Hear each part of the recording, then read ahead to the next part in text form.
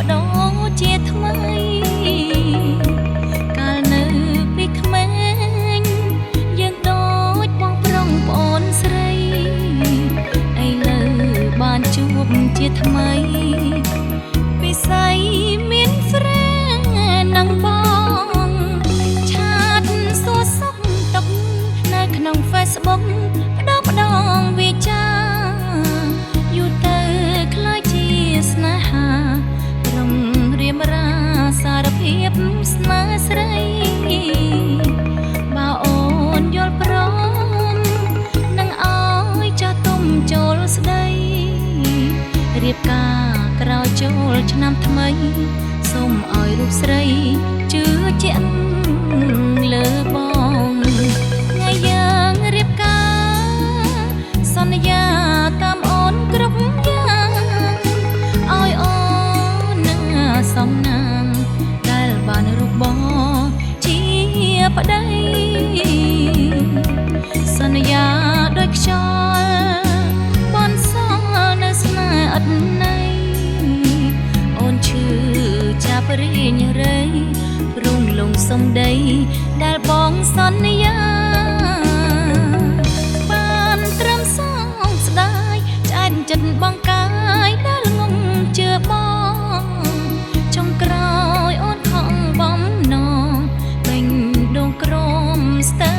មរណាជួបស្នេហ៍คล้ายคล้ายសັບបាយមិនខ្វល់គ្រួសារប្រពន្ធមិនស្មើ10ស្រាំងអូនខ្លោចផ្សាឈឺហុំនឹងថ្លា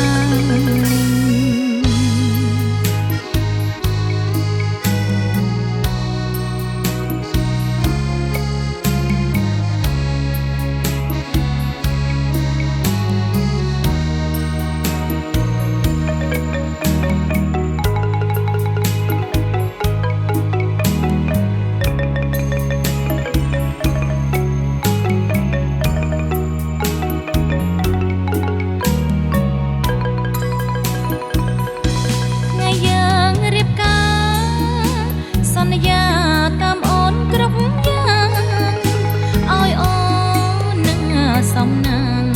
ដែលបានរូបបងជាប្តីសន្យាដូចខ្យល់បនសល់នៅស្នេហ៍អត់ន័យអូនឈឺចាប់រៀងរៃរុងលងសំដីដែលបងសន្យាបានត្រឹមសងស្ដាយឆ្អែតចិត្តបងកាយដែលងងជឿបងចុងក្រោយអូនខំបំណងពេញដងក្រមស្ទើមរណា